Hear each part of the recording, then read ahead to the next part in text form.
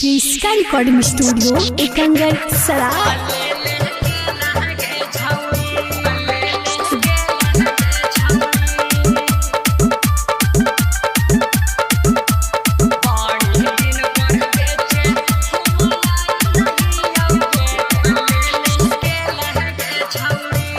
Presented by Kriska films. अगे गलिए गलिए गाँवे गाँवे घूला ही औगे अल्ले के ठेला गे छौड़ी। अगे गाँवे गाँवे गलिए गलिए घूमा ही औगे अल्ले के ठेला गे छौड़ी। तो बड़ी दिन पर बेचे हम आइल ही औगे अल्ले ले के लगे छौड़ी। हे के बड़ी दिन पर बेचे हम आइल ही औगे अल्ले ले के लगे छौड़ी।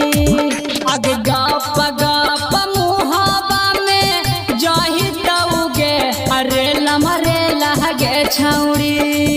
अगे गप गप मुहावा में जाहि तौगे अरे लमरे लगे छौड़ी।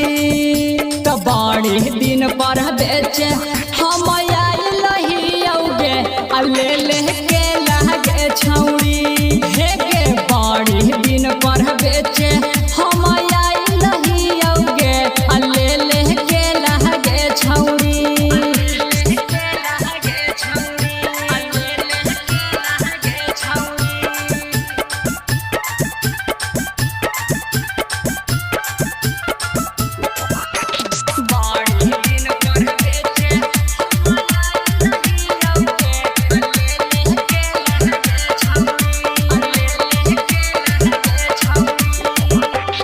हाय माही ताहे करामो तोय माही गे न होतौ झमेला गे छौड़ी। अरे खाय माही ताहे करामो तोय माही गे न होतौ झमेला गे छौड़ी। तो बड़ी दिन पर बेचे हम आइल ही औगे अल्ले ले के लगे छौड़ी। हे के बड़ी दिन पर बेचे हम आइल ही औगे अल्ले ले के लगे छौड़ी। क्रिस्का रिकॉर्डिंग स्टूडियो एकंगर सराय।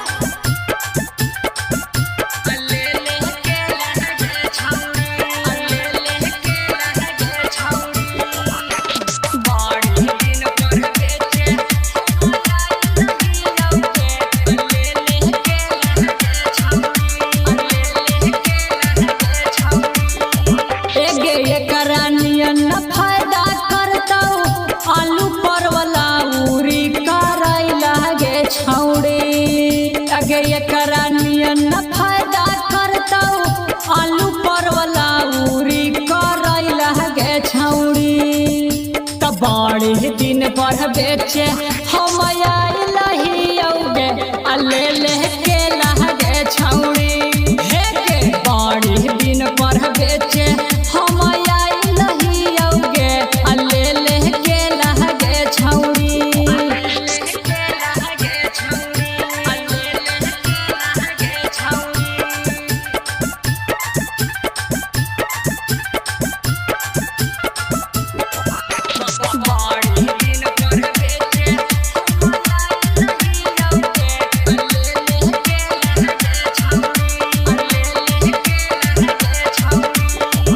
अगे हमारे देख के सतिया भाई बन गेल गे हमर चेला गे छौड़ी।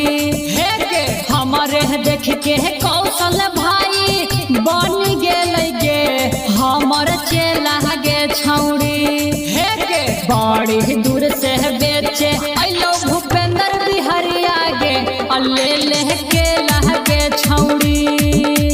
बड़ी दूर से बेचे अइलो कुंदाना मागे अल्ले ले के लगे छौड़ी। क्रिस्का रिकॉर्डिंग स्टूडियो एकंगर सराय।